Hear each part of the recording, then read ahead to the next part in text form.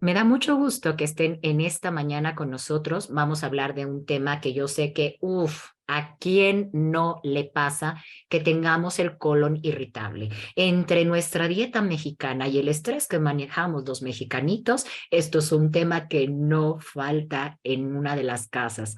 Entonces, hoy está aquí amablemente con nosotros el doctor Ramón Crespo Almeida. Ya muchos de ustedes lo conocen. Para aquellos que sean nuevos, que tal vez no lo conozcan, como siempre se los presento, él es el doctor Ramón Crespo Almeida.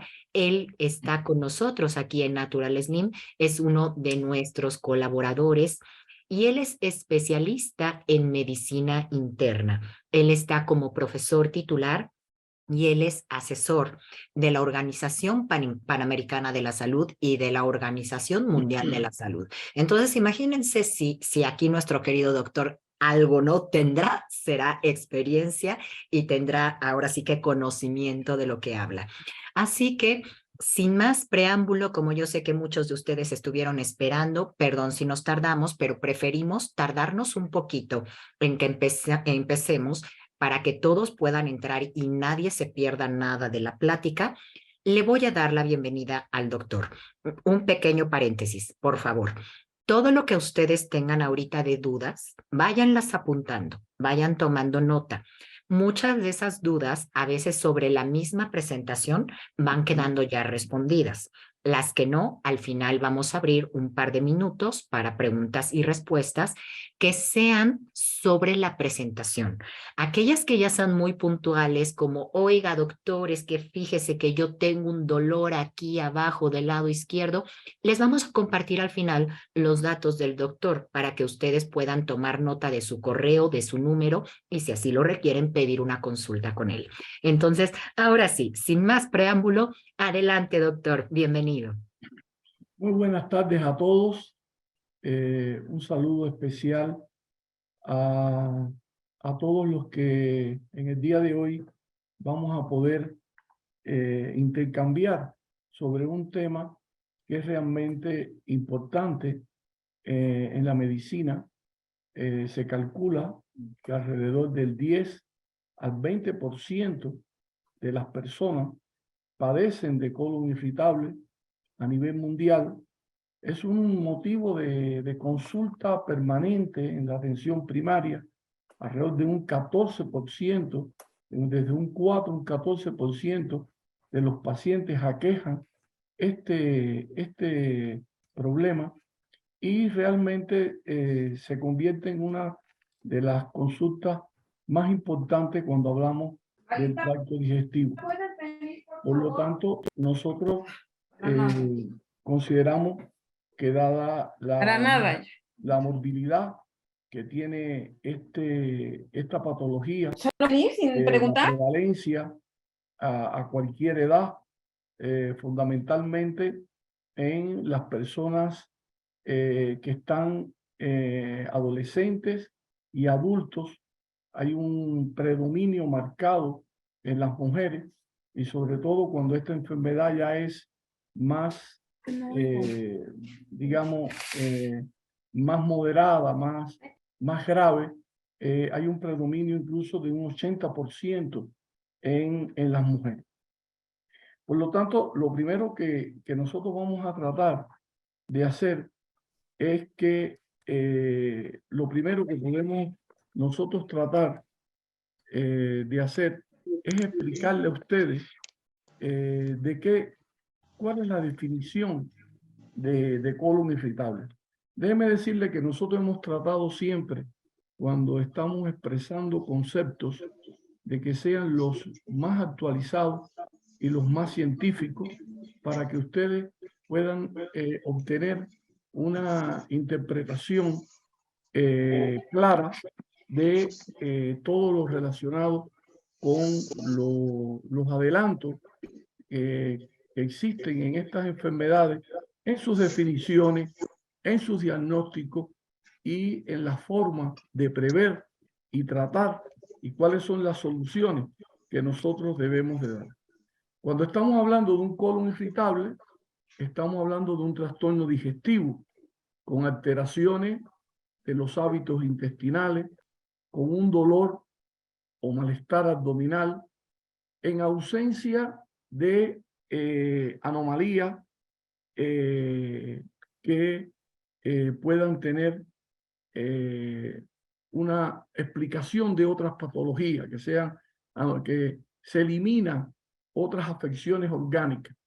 A veces cuando uno va a hablar de un colon irritable, tiene que descartar algunas otras manifestaciones gastrointestinales para poder realizar este diagnóstico. No hay un marcador diagnóstico para que podamos decir con este estudio, con esta placa, con esta resonancia, nosotros diagnosticamos el colon irritable. El colon irritable es una enfermedad que se manifiesta principalmente, su diagnóstico es un diagnóstico clínico. No sé, me están diciendo, se están escribiendo de que se escucha bajito. No sé, Ivonne, si hay algún problema con la... Por favor. A ver, doctor, yo creo que deben de ser sus dispositivos, porque yo lo escucho bien. Hay personas que también están reportando que se escucha bien. Yo Recuerden que también cada escucho bien. dispositivo es diferente. Entonces, por favor, ajusten ustedes su video o por favor pónganse unos audífonos para que se escuche mejor. Pero en general se escucha bien, doctor, no se preocupe. Sí, sí, bueno, yo interrumpo porque cuando veo que salen los mensajes realmente me quitan bastante concentración. Todas las preguntas de ustedes, pues trataremos en esta hora, tenemos una hora para exponer el tema y para escucharlo.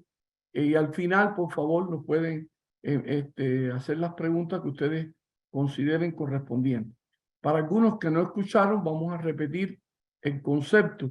Cuando hablamos de síndrome de colon irritable o síndrome de irritación intestinal o colitis nerviosa o síndrome de colon irritable, tiene varios nombres esta patología.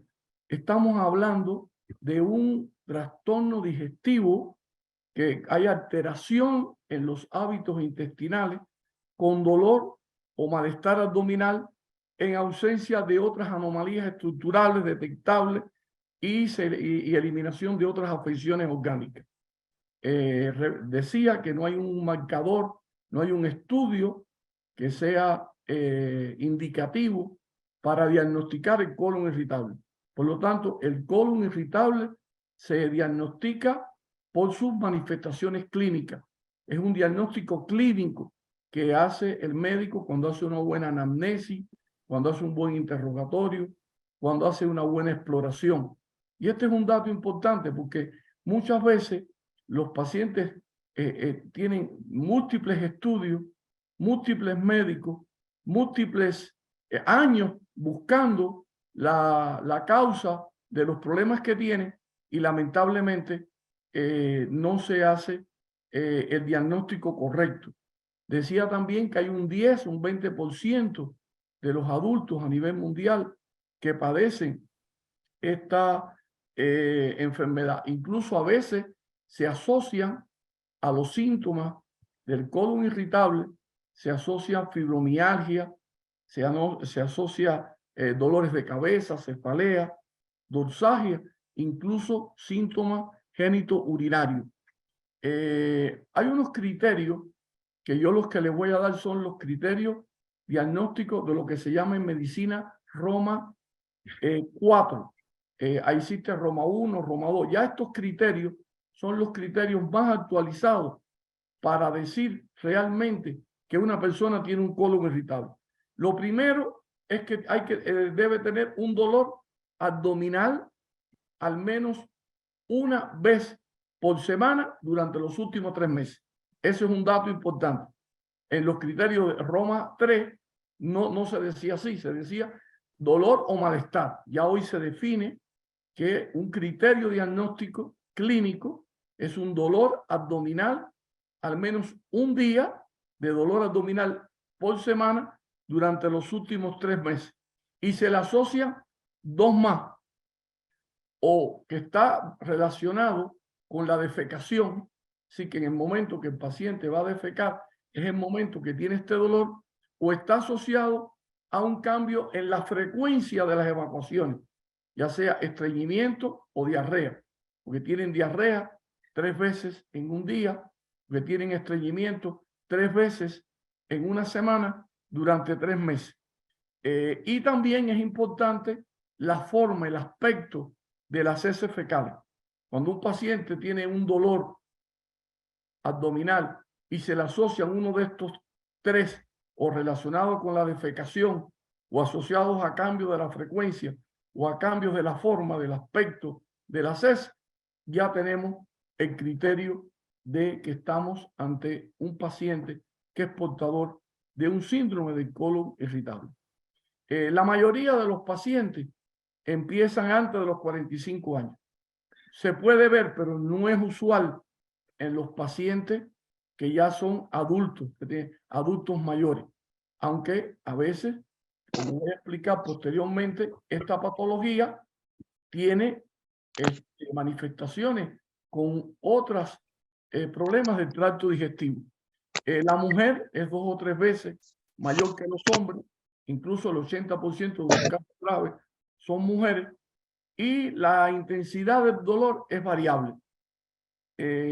Casi siempre el dolor está asociado a algún problema de comida, de exacerbaciones de comida, a tensiones emocionales. Es un dolor de tipo cólico, es un dolor incluso que a veces puede pasar inadvertido.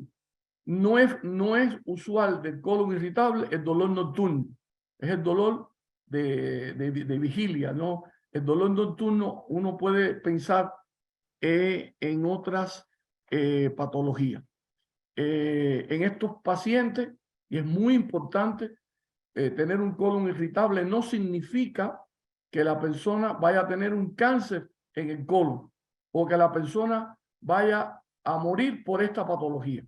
Sí, no muere por esa patología, pero sufre toda la vida, porque en esta patología no hay hemorragia, excepto que el paciente tenga algún tipo de hemorroide, hay mucha gas, hay flatulencia, hay eruto, hay meteorismo, meteorismo es muchos gases, hay distensión abdominal, se aumenta el perímetro abdominal.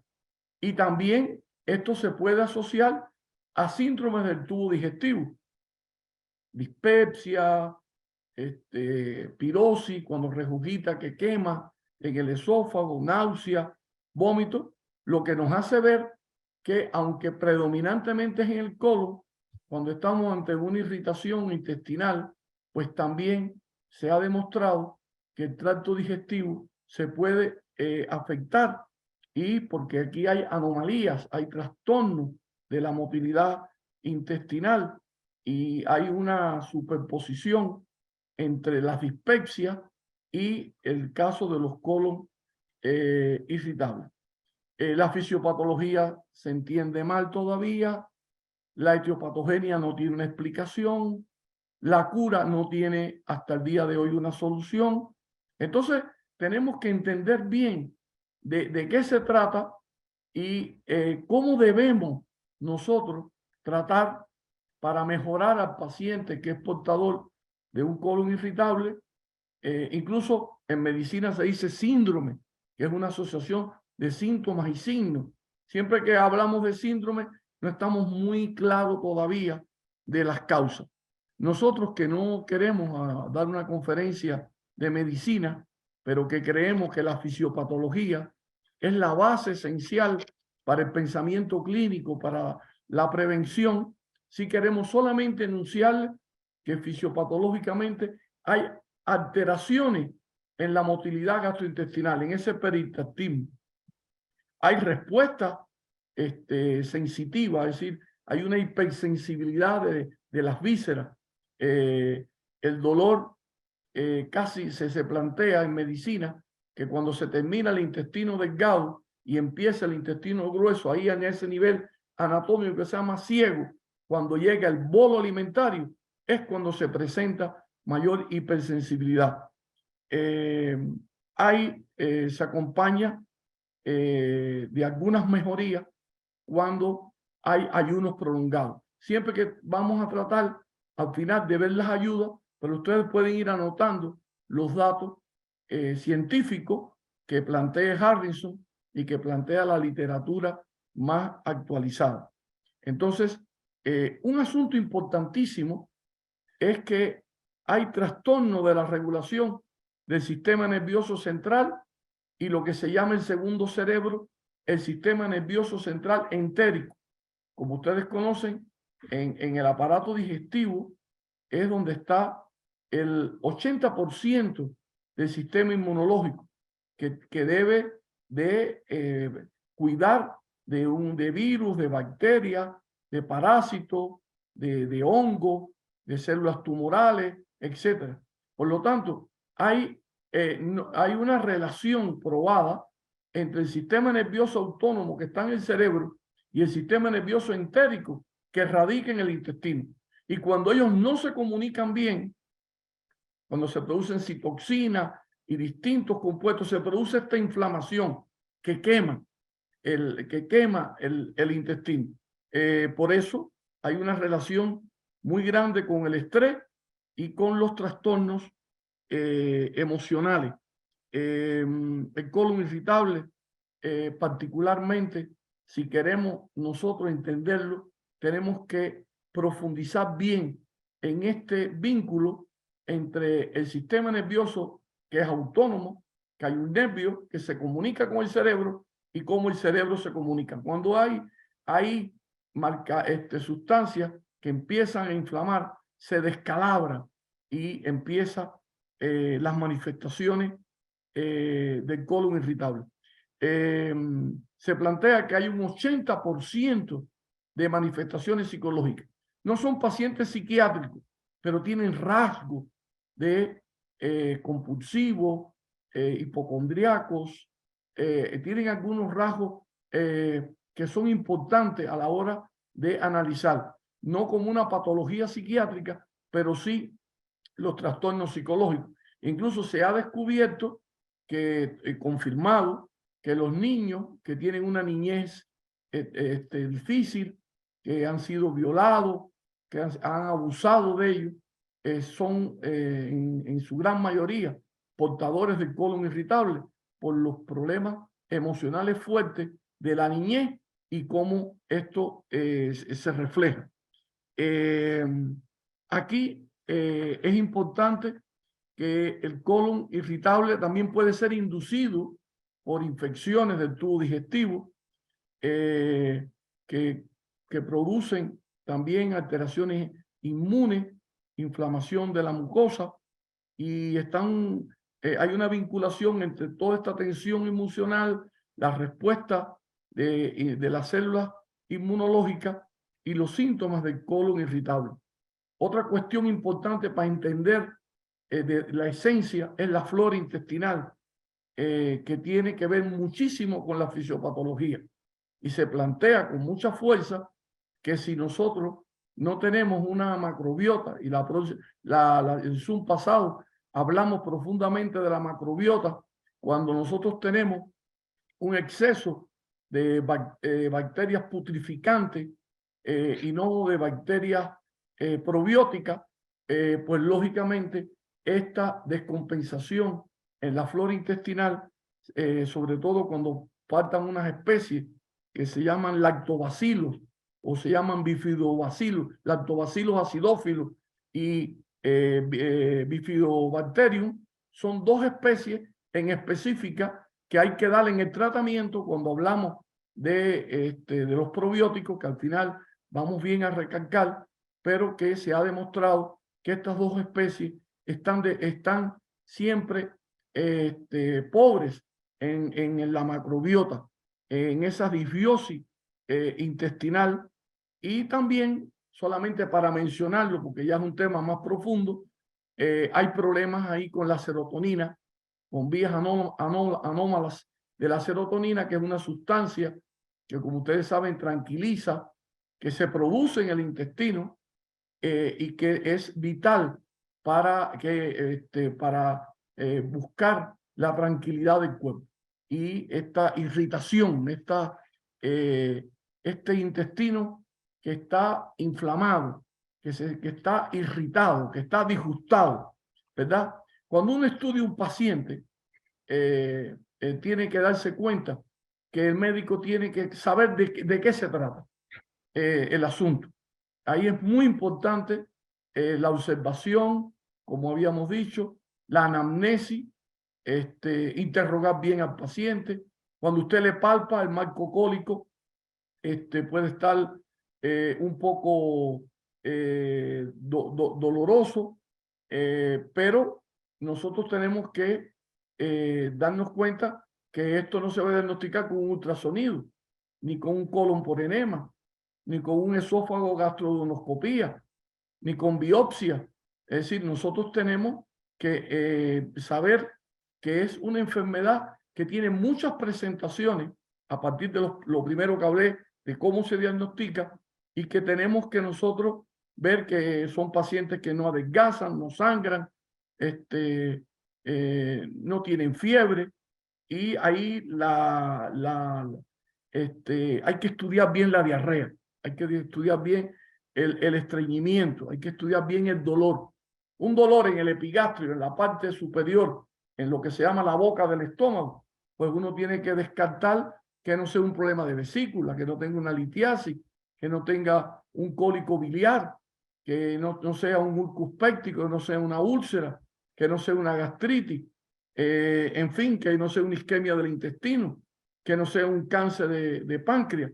Cuando el dolor está en la parte inferior, pues uno tiene que descartar que no hay divertículo, que no hay una enfermedad de Crohn, que hay una colitis ulcerativa idiopática, o que no hay un cáncer de colon. Por lo tanto, es muy importante situarse frente al paciente con mucha responsabilidad, que el secreto de una consulta, dice Aristóteles, Hipócrates, perdón, Hipócrates decía que el secreto de un médico es querer a su paciente y atenderlo y cuidarlo y escucharlo. Hay que ver que hay muchos dolores que son postpandriales, e incluso puede ser por una giardia lambia. Eso es todo lo que se llama en medicina diagnósticos diferenciales. Si la diarrea es el factor principal, pues hay que ver si hay un déficit de lactasa, si el paciente tiene un sprue celíaco, si tiene un hipertiroidismo, si son diarreas infecciosas. Si hay mucho estreñimiento, pues hay que ver si está tomando mucho antidepresivo, está tomando antihipertensivo, si tiene endocrinopatías como el hipotiroidismo o el hipoparatiroidismo, que también da estreñimiento, incluso las porfirias agudas y la intoxicación por plomo. Pongo estos ejemplos porque el abordaje tiene que ser con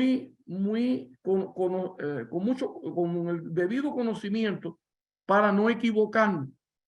Claro que se hacen estudios, se hacen exámenes, pero bueno, nosotros creemos que esta cuestión clínica es fundamental. Aquí lo más importante es tranquilizar al paciente, es explicarle la naturaleza de su trastorno, evitar los alimentos que le producen ese dolor o esa sensación y ir modificando la dieta. Se sabe que el consumo excesivo de fructuosa, de edulcorantes artificiales, incluso las gomas, el mascar chicle, todo esto produce más flatulencia, más cólico, y hay que evitar, porque a veces el paciente, esta es una enfermedad que a veces es bochornosa, tiene un impacto hasta social, familiar, porque a veces el paciente, si no se apura, puede tener una incontinencia intestinal. Es importante nosotros poder situarnos bien en qué momento está el paciente. El 70% de los pacientes con medidas higiénico-dietéticas y con medidas y soluciones pueden mejorar considerablemente. Incluso hay pacientes, porque es un dolor recurrente, se le quita, pasan años, después viene algún disgusto emocional, algún estrés, y vuelve a resurgir. Pero se plantea que el 70% pueden mejorar, porque no mata, pero hace una vida difícil. Y hay que aprender cómo ayudar. Por supuesto, hay factores genéticos. Yo trato que la genética solamente enunciarla, pero no es un elemento que es el único que es responsable y tiene determinado peso como en muchas patologías. Entonces, nosotros debemos saber que hay un 70% que con las medidas higiénico-dietéticas y las soluciones que vamos a explicar y con la forma en que se habla con este paciente, con las medidas psicológicas, incluso con los estilos de vida, con la hidratación correcta, es imposible solucionar un colon irritable en una persona que no se hidrate correctamente.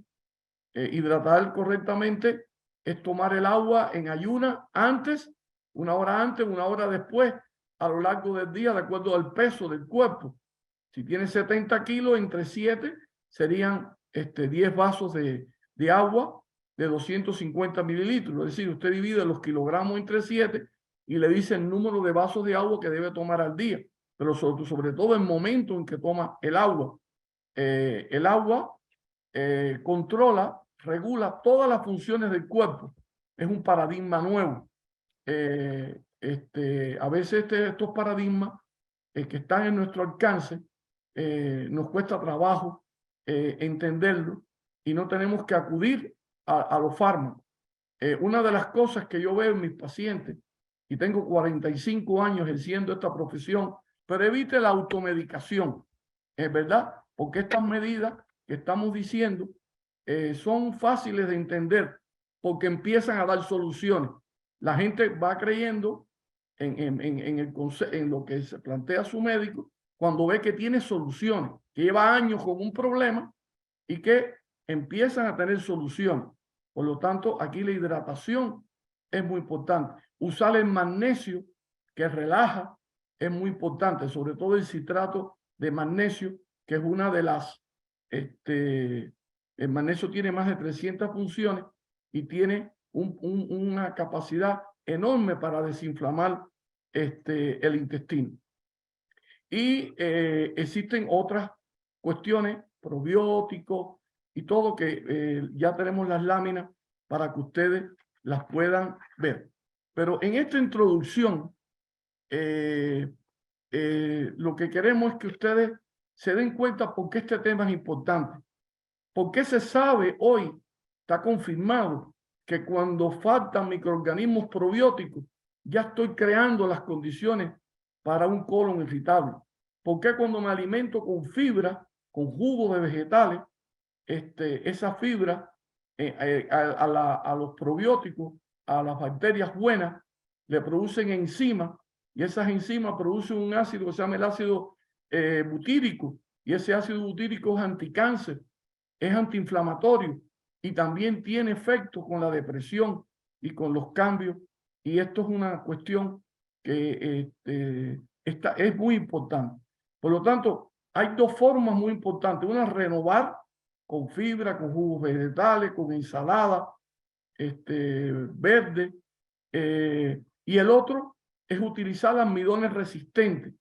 Almidones resistentes, por ejemplo, Nature Slim tiene el glucoteín, que es una maravilla, que es del plátano verde, no maduro, el plátano verde y del chícharo, pues se hizo esta sustancia que alimenta a las bacterias buenas y que son muy importantes como una solución en el colon irritable. Se debe dar una cucharada en una batida por la mañana, en algo que usted tome, con un jugo, y le echa el glucoteín y empieza a alimentar todas esas células buenas. Pero todo lo que son almidones resistentes porque el intestino delgado absorbe, pero eso no lo va a absorber y eso alimenta a la bacteria buena. Las bacterias putrificantes, las bacterias malas, pues lo alimenta la chatarra, el alimento chatarra, los carbohidratos refinados, y ellas se hacen más poderosas y van creando candidiasis, van creando estos problemas que afectan a todo el cuerpo. Es muy importante restablecer la flora, y cuando se restablece la flora, buscar estas dos especies de los bifidobacterios y los lactobacilos acidófilos, que uno debe buscar siempre estas dos especies y que se han planteado que tienen una solución muy importante en los casos de colon irritable. Hay una dieta especial, muy estricta, baja en carbohidratos refinados, baja en almidones, baja en azúcares. Tiene un nombre en inglés, ustedes van a ver la lámina cuando se la ponga, se llama FODMAP. Estos tienen poquitos oligosacáridos, poquitos polisacáridos, poquitos polioles. Es una dieta que se prepara especialmente y hoy es la herramienta fundamental para controlar el colon irritable. Si Hipócrates dijo, mi alimento es mi medicina, y mi medicina es mi alimento, pues sepan que en la alimentación es muy importante buscar estas dietas para buscar la manera de resolver. Incluso consejos, comer despacio, bajar las grasas, buscar fibras insolubles, el mismo té de manzanilla. Desde la antigüedad, el té de manzanilla está relacionado con los problemas digestivos, evitar el gluten, evitar la lactosa. Hay una hierba aromática que es el tomillo, que es muy buena. La vitamina fundamental para el colon irritable es la vitamina D.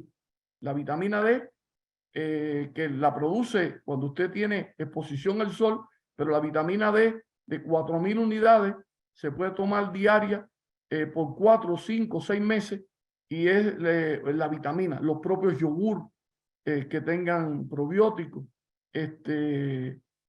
los ejercicios de relajación, el yoga, todas estas cosas pues son muy importantes. Hay que recordar que no produce cáncer, no te mata, pero mi vida va a ser muy difícil. No se conoce la etiopatogenia. Es algo que si no tenemos este enfoque eh, ortomolecular, fisiopatológico, preventivo, va a ser muy difícil de curar un paciente o de mejorarlo. Por eso muchas veces esta enfermedad se llama colitis nerviosa, y nosotros no debemos de permitir que nada en el colon, en los intestinos, esté inflamado. No hay cosa más preocupante que una inflamación mantenida en el tiempo, porque ahí está, repito, el sistema inmunológico. Ahí se define que usted tenga un desempeño en sus mitocondrias, que son estructuras donde se produce la adenosín trifosfato, la energía, donde se hace el metabolismo, para que esos telómeros, esas puntas de los cromosomas no se acorten. Y por tanto, cuando estamos hablando de estas patologías, y nosotros hemos visto en nuestra práctica médica con pacientes que han entendido este asunto, que han asumido con responsabilidad una actitud, un cambio espectacular. No vamos a decir de curación, pero si ya tiene una mejoría de los síntomas y puede convivir y sabe precisamente los factores que tiene el estrés y el sistema nervioso, el simpático, el excitado, que cuando hay mucho cortisol, cuando hay mucha adrenalina, esto tiene un efecto tremendo en esas inflamaciones, en esa llamarada, esa cosa que quema por dentro el colon y también las otras partes del tracto digestivo. Entonces vamos a poner la primera lámina, por favor.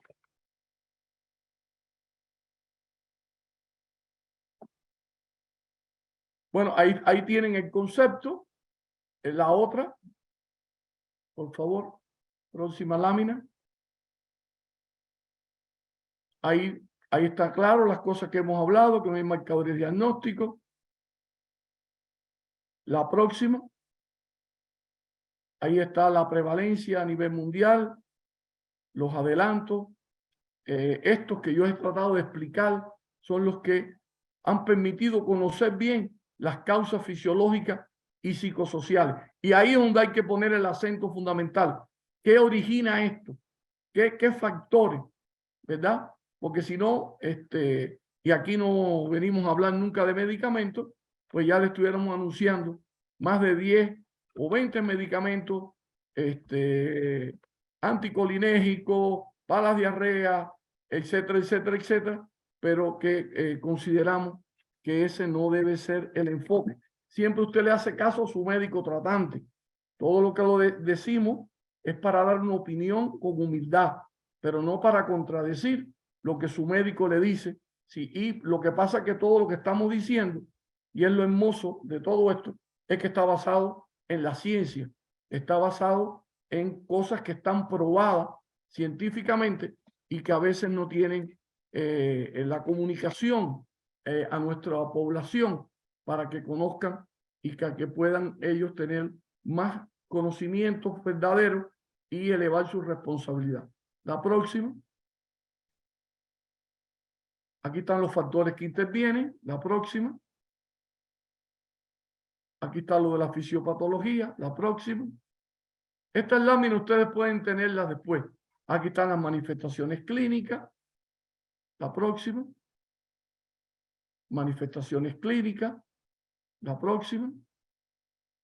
Y aquí vamos a detenernos bien para repasar esto. Estos son los criterios diagnósticos 2022 de Roma 4, que es el síndrome. Esto está tomado textualmente de Harrison, 2021. Dolor abdominal recurrente, al menos un día por semana, en los últimos 3 meses, relacionado con la defecación, es decir, el momento de defecar, con la frecuencia y con el aspecto de la heces. Si cumple estos criterios durante los últimos 3 meses, con inicio de los síntomas, ya con 6 meses de antelación, usted tiene el diagnóstico certero de que efectivamente esto es colon irritable. Ponerle una etiqueta, usted tiene un colon irritable, y no hacer este diagnóstico diferencial que yo traté de enumerar algunas, pero son muchísimas. El aparato digestivo es muchísimo las manifestaciones. Incluso cuando usted tiene emociones fuertes, o usted ha vivido un estrés fuerte, la pérdida de un ser querido, un problema matrimonial, un problema financiero, etcétera, pues el sistema digestivo, igual que la tiroides, tienen una conexión tremenda. Y todo eso está estudiado en zonas específicas del cerebro que se han demostrado. La próxima. Bueno, aquí los almidones, yo hablé ahorita de glucoteín en batido, en jugo, aumentar las bacterias buenas. Ponemos el glucoteín como un ejemplo. Ustedes pueden buscar en internet todo lo que está, el boom que hay de noticias sobre el plátano verde, en evitar incluso enfermedades cancerígenas, y se puede mezclar con los batidos, aumentan las bacterias, los jugos de vegetales y las verduras que sean ricas en verduras, y el control del sistema nervioso simpático. Son ayudas muy importantes. Si una persona tiene un nivel de excitación muy alto, si su sistema es simpático, el excitado, si usted tiene el pie en el acelerador más de 30 minutos al día, y el pasivo, que es el parasimpático, que tienen que estar en homeostasia, que tienen que estar en equilibrio, está bajo, pues esa disautonomía del sistema nervioso autónomo produce muchos problemas, no solamente para el colon irritable. Por lo tanto, es muy, muy importante todo lo que tranquilice el sistema nervioso simpático, todo lo que es hacer ejercicio, todo lo que es evitar fumar, tomar bebidas alcohólicas en exceso, tener un control de una alimentación saludable, una alimentación sana, que no estimule al estrés, porque hay muchos tipos de estrés. Hay estrés metabólico porque sube la glucosa. Hay estrés por deshidratación, que es uno de los más frecuentes, porque hay falta de agua dentro del cuerpo. Hay estrés sensoriales. Hay estrés inmunológico cuando hay una Hashimoto, cuando hay un lupus eritematoso, cuando el sistema se autoataca el mismo. Cuando hay infección, hay estrés. Cuando hay un dolor que persiste, es un estrés.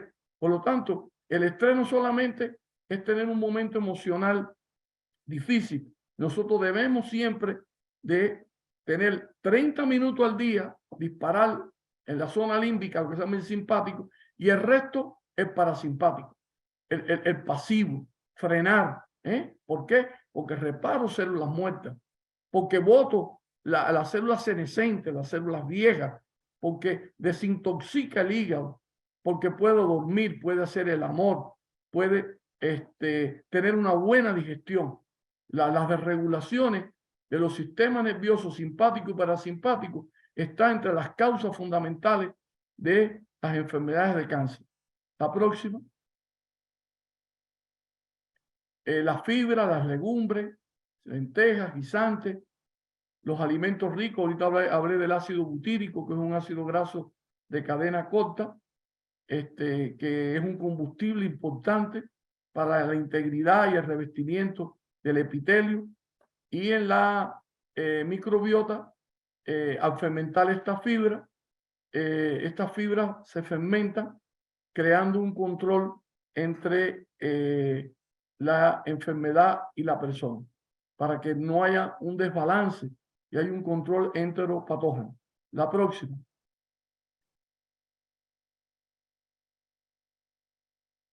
En tratamiento no farmacológico, que es lo que nosotros consideramos que es lo fundamental, bueno, en la enseñanza, la tranquilidad verbal, cómo debe modificar la dieta. A veces una persona sabe que algo le cae mal, pero le gusta tanto que es lo que hace. Entonces, ¿cómo modifica esa dieta? Evitar los alimentos que contengan gluten, como trigo, cebada, centeno, un consumo mayor. Los probióticos, que veo que hay una pregunta. Los probióticos, el secreto de los probióticos es que tengan alta potencia. Es decir, que sean probióticos que, por ejemplo, la Good Flora de Nature Slim tiene 15 billones por cada cápsula. Los probióticos deben de ser que tengan una alta potencia. Un probiótico de 4, 5, 8 millones parece que es mucho, pero estamos hablando de 15 billones, que son 1.000 millones, 15.000 millones de probióticos de sustancias buenas.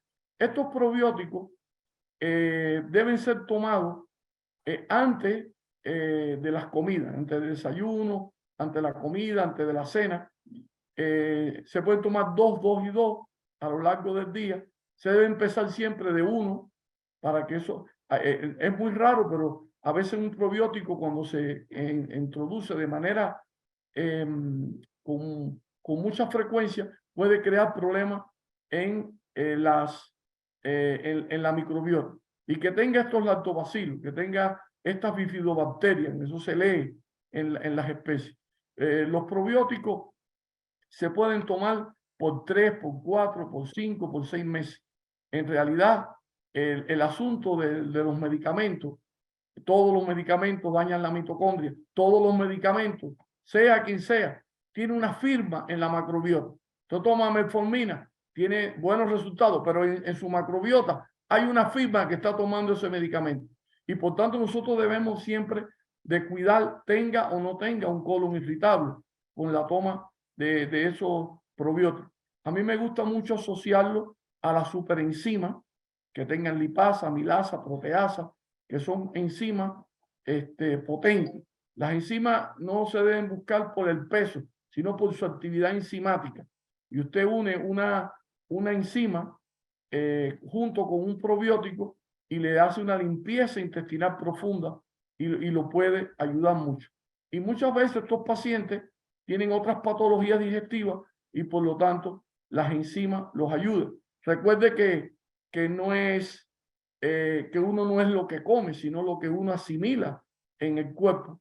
Y estos pacientes que tienen colon irritable tienen problemas de asimilación de glucosa, de aminoácidos, de carbohidratos, que al no llegar a esas células, que tienen que justo con el oxígeno en la mitocondria dar el ciclo de Krebs y crear el adenosín trifosfato para hacer una combustión, para tener un metabolismo. Cuando nosotros hablamos de metabolismo, no podemos verlo mecánico.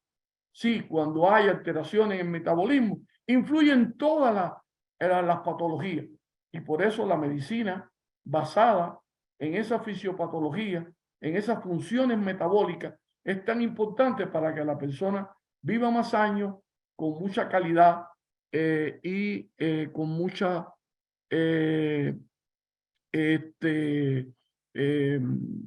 calidad de vida y no sea portador. Las enzimas y los probióticos, no podemos poner una receta a todo el mundo. Acuérdense que todos no somos iguales. Que uno de los errores que queremos, no hay enfermedades, hay enfermos.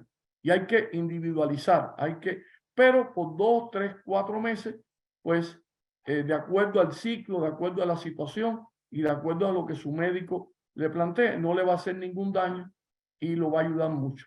La próxima, por favor. Bien, entonces, vamos a pasar a las preguntas. Ya llevamos un poquito de tiempo hablando y vamos a escuchar la próxima lámina.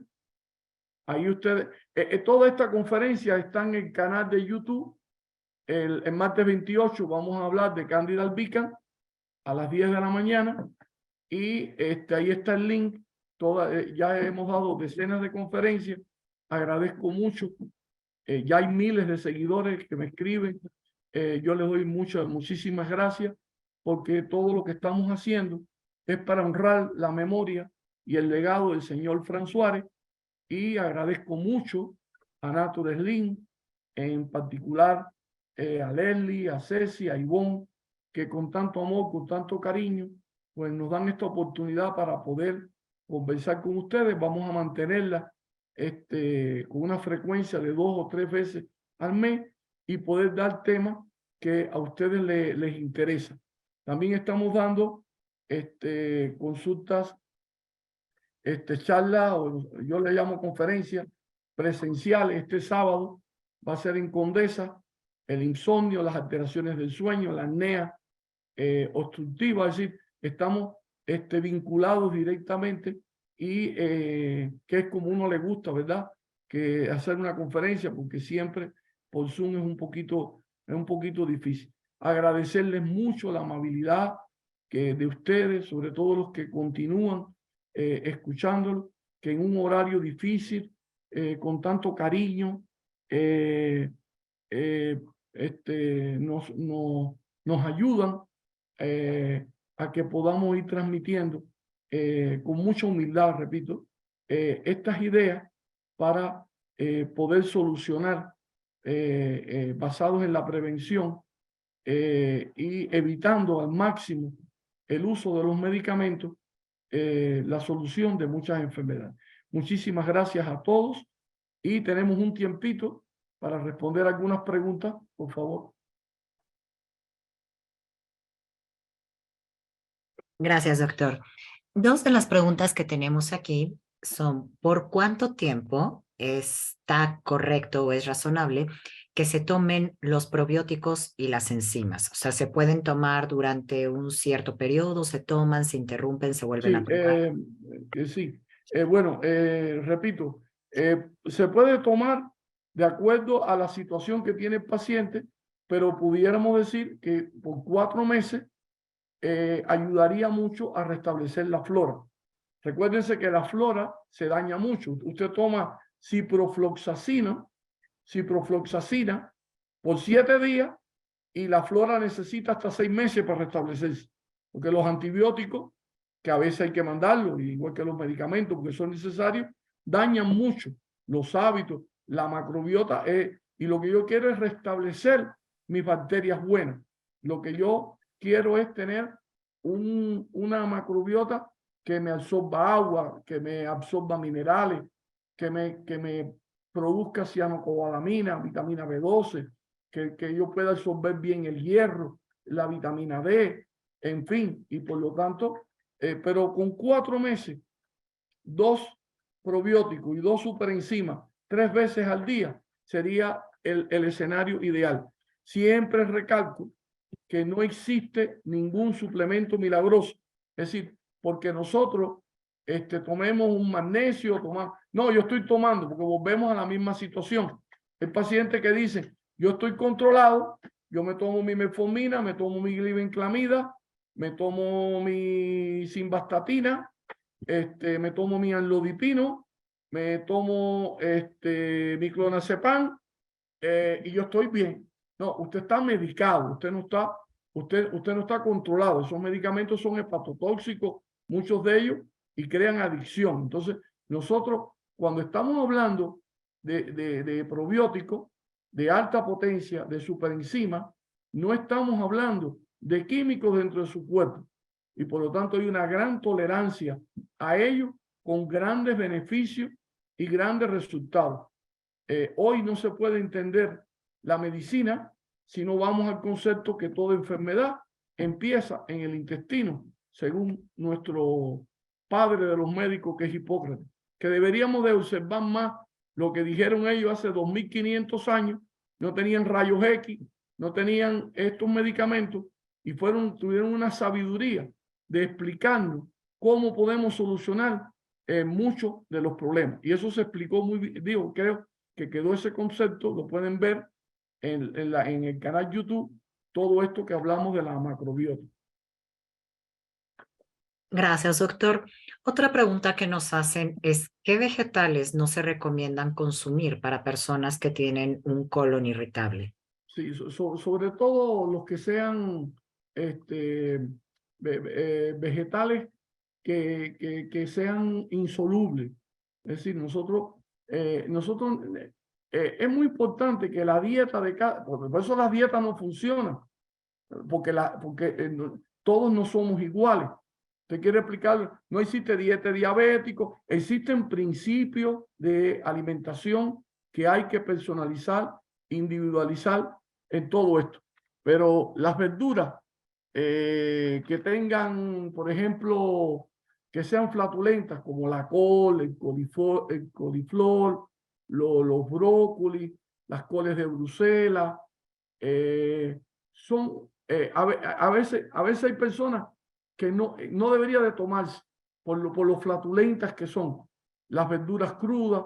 Pero aquí lo más importante es cuando se toman muchos refrescos carbonatados, muchos chocolates, muchas son sustancias, los carbohidratos refinados, el exceso de trigo, de arroz, incluso la fructosa, tiene todo lo que tenga mucha fructosa, alto contenido, pues tiene un efecto en todo esto.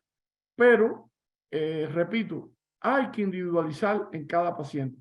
Ahorita yo hablé rápido de esa dieta que es casi pequeñita, de oligosacáridos, disacáridos, monosacáridos, polioles. Eso lo pueden buscar en internet.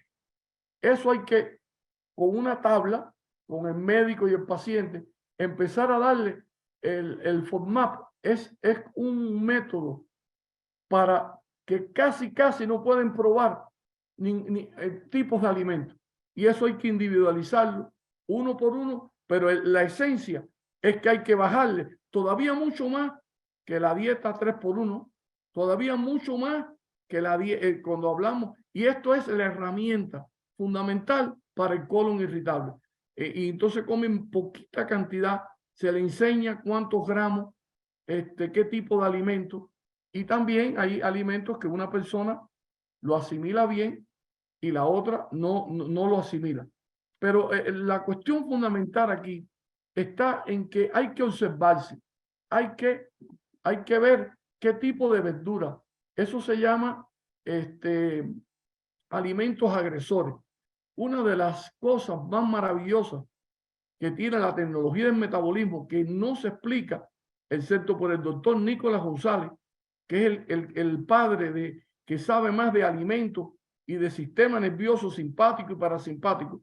El doctor Nicolás González, que se puede buscar en internet, es uno de los médicos que más habló sobre esto. Y habló, y el señor Fran Suárez lo habló muy claro cuando habló de los alimentos agresores. Alimentos que me agreden a mí, pero no le agreden ni a un hermano gemelo. Porque los alimentos agresores son alimentos que empeoran. Algunos son los lácteos, las legumbres, un tipo de fruta, un queso, alimentos fritos. Ahora, en el colon irritable sí hay que evitar las grasas.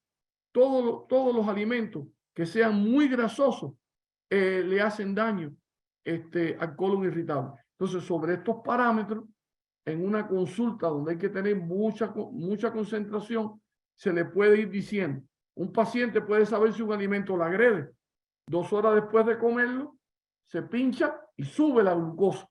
Por ejemplo, Fran era intolerante a la carne de puerco y le gustaba mucho. Una vez allá me invitó en Puerto Rico y comí un poquito de carne de puerco y me dijo, mira lo que es un alimento agresor. O a mí, que es el pan. Todas las personas tenemos alimentos que nos gustan, pero el cuerpo no le gusta y el cuerpo reacciona ante eso. Y por tanto, poner nombre de alimentos para salir de una pregunta sería fácil, pero un paciente puede decir, pues yo me como esto y a mí no me hace daño, precisamente porque todos no somos iguales, porque nuestro cuerpo, cuando hablamos de metabolismo, hablamos de cuerpo, no estamos hablando ni de la mente ni del espíritu, porque holísticamente usted es saludable no porque tenga ausencia de enfermedad, sino porque tiene un equilibrio biopsicosocial. Y en ese entendimiento de lo que es salud, de lo que es enfermedad, de lo que es la conceptualización ética, médica, de cómo resolver los problemas, estamos hablando ya de cambios muy grandes y de enfoques muy diferentes que no pertenecen a ningún erudito, no, que son cosas que demanda nuestra población, que no llevan tantos estudios, que no llevan tantos gastos, porque hay que ver cuántos gastos económicos tiene una persona que padece estas patologías. Primero le mandan por aquí, después le mandan por allá, después le dice esta medicina que ahora salió nueva, y cuando viene a ver, vive atrapado durante años y no hace ejercicio porque es sedentario, no toma el agua, no se alimenta y se suplementa no de por vida. Los suplementos no son de por vida. Los suplementos son de acuerdo a las características de la persona y a la patología que lleva. Tampoco porque una persona esté un año tomando probióticos le va a pasar absolutamente nada. Lo que pasa es que estas cosas tienen que ser armonizadas, tienen que ser integradas. Y el propio paciente le empieza a decir, ya me siento mejor, ya no tengo dolor abdominal, porque el dolor abdominal es muy importante para ese diagnóstico, como estoy diciendo al principio, no solamente el malestar. Incluso a veces las deposiciones, a veces son acintadas, la forma de las heces, a veces son como en grumo, con mucho moco. Las heces fecales, hasta la forma, hay que observarla. Hay pacientes que me le tiran fotos y me la llevan a la consulta, porque es muy importante las deposiciones, la frecuencia y la forma que tengan esas deposiciones, que muchas veces hay que tenerla en cuenta incluso, porque cuando una persona tiene estreñimiento, incluso hay personas que tienen colon irritable y empiezan con diarrea y terminan con estreñimiento. Es decir, porque el hábito intestinal, las características de cada persona depende mucho de muchos factores ambientales y también tienen un papel la genética de estas personas. Gracias, doctor. Nos preguntan qué pasa con una persona que ya tiene sangre en las heces. Bueno, si una persona tiene un sangramiento, hay que ver si es de color negro, melena, o si es de color rojo. Pues nosotros, los pacientes que tienen A todos los pacientes que vienen por un problema digestivo, yo le hago sangre oculta en ese fecal, porque a veces ni se ve. Los sangramientos no es tema de esta exposición, pero no es frecuente en el colon irritable. Es más, cuando hay sangramiento, excepto que tenga un hemorroide que por el estreñimiento, por la fuerza de la defecación se rompa algún vasito sanguíneo, no es frecuente los sangramientos en esta patología. Igual que la diarrea nocturna no es frecuente. Igual que no es frecuente ya en el anciano que debute con un colon irritable. Entonces, por eso yo expliqué los diagnósticos diferenciales para poder verlo. Siempre hay que ser coproparasitoscópico, ver si hay parásitos. Incluso la Giardia lamblia confunde muchísimo con un colon irritable y lo que tiene es una infección de Giardia lamblia. Y por tanto, es una enfermedad que enmascara, que el médico tiene que observar mucho, interrogar, y que no se puede basar porque le hice una prueba y tiene anemia y el de hierro está bajo y una anemia ferripriva. No, aquí no hay ese tipo de diagnóstico. Aquí el diagnóstico es puramente clínico. El enfoque debe ser personalizado. No hay recetas para todo el mundo. Son principios. Los probióticos, los almidones resistentes, lo que estamos hablando. Pero hay que ver en la persona. Si una persona tiene un problema psicoemocional, una persona tiene un problema serio, y acuérdense que las emociones somatizan el 70 al 80% de las enfermedades, ¿verdad? Y por eso nosotros no estamos de acuerdo con soluciones de tratamientos como el Prozac, como el Pristic, o como la imipramina o la mitriptilina, le pudieran anunciar más de 10 o 20, porque en realidad, cuando estamos hablando de problemas psicoemocionales, pues cada persona es un mundo que habría que analizar. Fíjense el dato que le doy, que se descubrió, que está autenticado en Chile, que tiene un avance tremendo en todas estas cosas. Todos los niños que fueron abusados sexualmente, o la inmensa mayoría, que tuvieron una niñez infeliz o que tuvieron abusos de cualquier tipo, niños que han vivido lejos sin padres, etcétera, las manifestaciones del colon irritable. Y por lo tanto, aquí hay que estudiar a cada paciente, hay que observarlo, y una vez que usted empieza con la meditación, empieza con el yoga, empieza con técnicas de tai chi, empieza con relajación, empieza lo que se llama en el Harrison, y no está hablando de ningún concepto religioso, Harrison, en la Biblia de los médicos, el control de la mente y el cuerpo. Y lo buscan en el último capítulo que se llama Frontera, que ya son por primera vez dicho claramente el vínculo que existe entre la mente y el cuerpo para esta enfermedad. Pues una de las enfermedades, yo diría, principal para controlar un colon irritable es buscar los mecanismos psicológicos que yo pueda hacer para ayudar a esas personas. Yo lamentablemente tengo una consulta a la 1:30, pero bueno, con mucho gusto contesto un poquito de preguntas más, agradeciéndole siempre su atención. Mire, doctor, ya la última, porque las otras creo que sí, con sus datos de contacto le pueden hacer una llamada o escribirle un correo para ver estos temas más puntuales.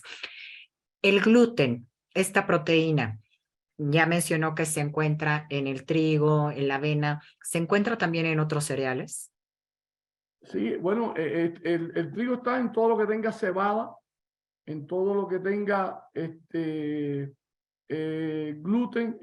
Es decir, cuando una paciente es intolerante al gluten, nosotros incluso a veces le hacemos un ayuno prolongado. Yo no he querido hablar, mencioné nada más que el ayuno prolongado, pero a veces el ayuno prolongado te dice si verdaderamente es un déficit de lactasa o es una enfermedad celíaca. Es un problema de que desde que nace la persona tiene problemas con el gluten.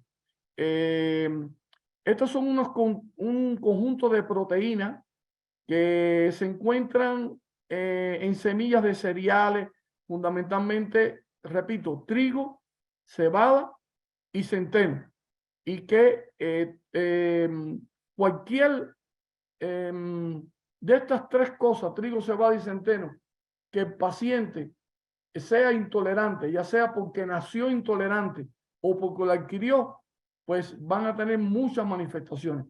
¿Por qué el gluten? Yo lo mencioné en la macrobiota, porque las personas que tienen intolerancia al gluten sí tienen una predisposición a cáncer. Y no es como el colon irritable, que no tiene predisposición al cáncer, pero el gluten sí. Entonces nosotros debemos de hacer una dieta. Yo hablaba de uno de los tenistas más famosos, Djokovic, como cuando le diagnosticaron que era intolerante al gluten, su rendimiento, bueno, y hoy es el número 1 de los tenistas.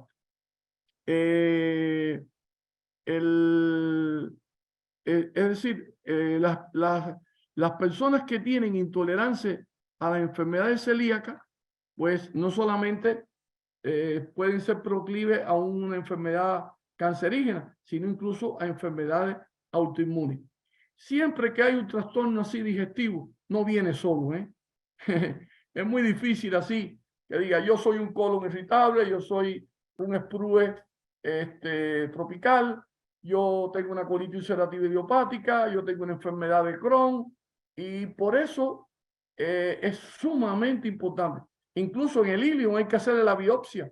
Aquí hay que hacer biopsia en el ilio para saber si tienes realmente una intolerancia en el gluten. Hay algunas pruebas que son definitorias, pero ya usted lo sabe, le ha hecho ayuno, le ha quitado el gluten y la mejoría es espectacular.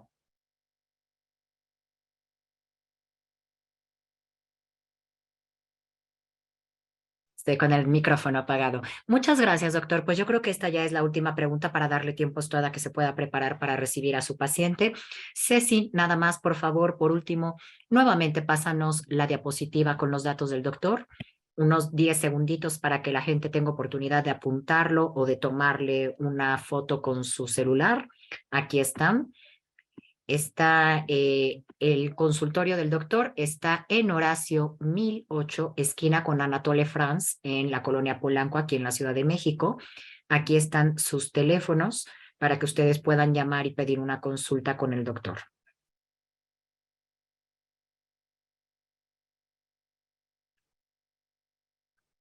Nos pregunta Diana, una muy buena pregunta, doctor. ¿Pueden hacer también la consulta virtual por medio de videollamada? A ver, cuando empezó el COVID, yo aprendí tanto. Para mí es un fraude dar una consulta virtual. Digo, para mi formación allá en Cuba, ¿no? Me cuesta mucho trabajo si no veo al paciente, si no lo oculto, tal. Pero el propio COVID me enseñó a todo esto. Y cuando una persona viva lejos o tiene un problema real, porque para trasladarse, pues sí, ya están autorizadas esas consultas virtuales. Lo que pasa es que esas consultas virtuales, yo planteé a mi equipo de trabajo que, y no me gusta hablar de este tema, pero sí lo quiero enunciar, no pueden tener el mismo costo. Tienen una diferencia tremenda, igual que todos los pacientes que van del programa Natural Link, que ya están dentro del programa, como una forma de honrar a Fran, que es el planteamiento que yo estoy haciendo, no como ninguna cosa caritativa, pues también mis dos asistentes, Hortensia y Mara, pues tienen ya datos específicos cuando la persona ya está dentro del programa Natural Link para que puedan ser atendidos y puedan tener una atención con una diferenciación en el costo de esas consultas. Es poco, pero es lo que podemos hacer en este momento.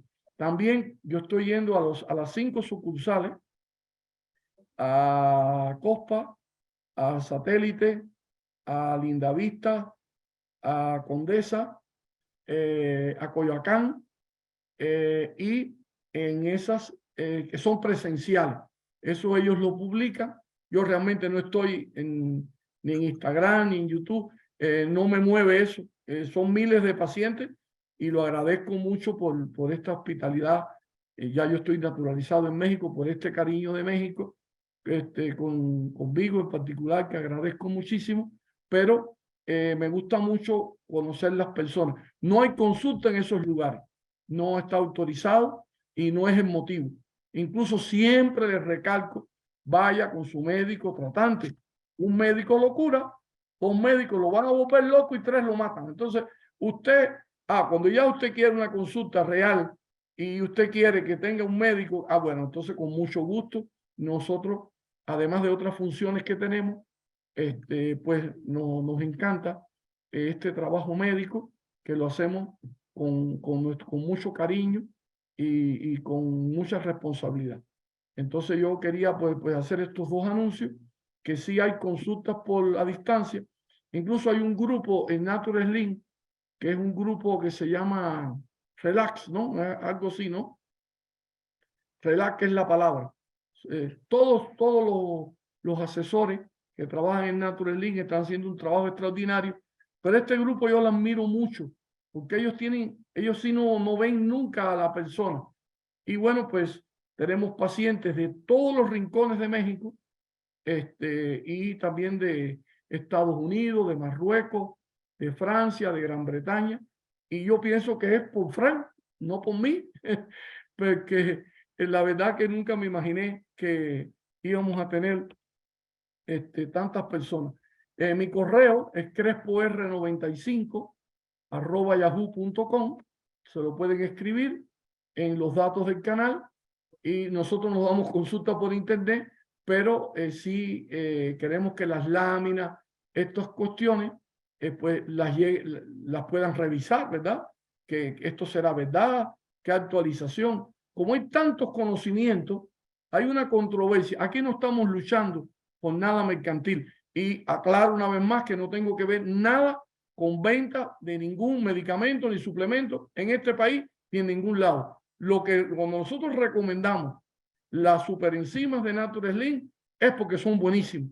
Cuando recomendamos el glucoteín de Nature Slim es porque tiene una efectividad tremenda.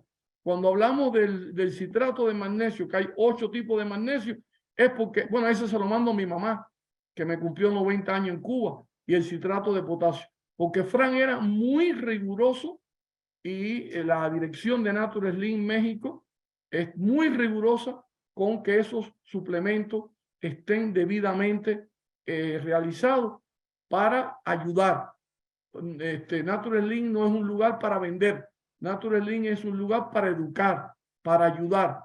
Es una labor extraordinaria de más de 20 años, donde algunas personas que ni saben hablar de qué cosa es metabolismo, y yo gracias a Fran hice un doctorado en metabolismo y aprendí cosas que en mi carrera médica nunca había aprendido, pues son soluciones de más de 20 años que hacen, y ahí están los testimonios de miles y miles y miles de personas en Estados Unidos, en Florida, en Texas, en España, en Holanda, en Costa Rica, en Colombia, en más de 9 países, donde hace más de 20 años se viene haciendo una labor que nosotros consideramos que es muy seria, una tecnología que llega al mundo y donde algunas personas, ignorantes supinos, para decir una palabra muy bonita en castellano, pues a veces no quieren ver, porque Frank no era un doctor, pero Frank era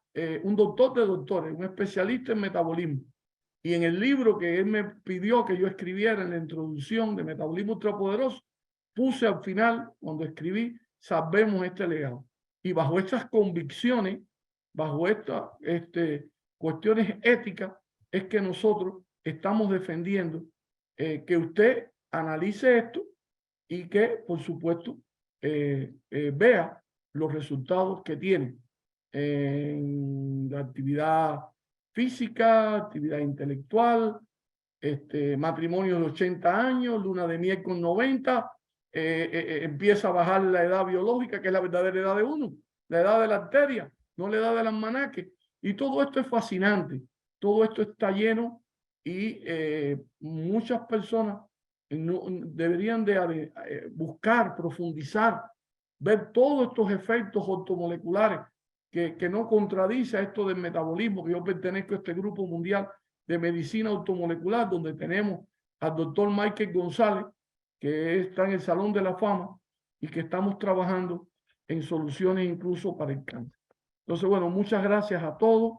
Un beso especial a Ivonne, a Ceci, a Leslie, a todas ustedes que realmente yo no puedo hacer esto sin la ayuda de ustedes. Muchísimas gracias, doctor. Un favor enorme. ¿Me puede repetir su correo? Crespo. Crespo, ajá. R, sí. 95. 95, ajá. @yahoo.com. @yahoo.com. Listo, gente. Ya se los escribí ahí en el chat para que lo puedan ustedes también copiar. Doctor, muchas gracias por compartirnos su tiempo y su conocimiento, como siempre, como lo hace con todo cariño y sabe que el cariño también es mutuo. Gracias, gente bella, que nos acompañaron en este ratito de mediodía. Que tengan muy bonito día, muy bonita tarde. Nos estamos viendo pronto. Gracias.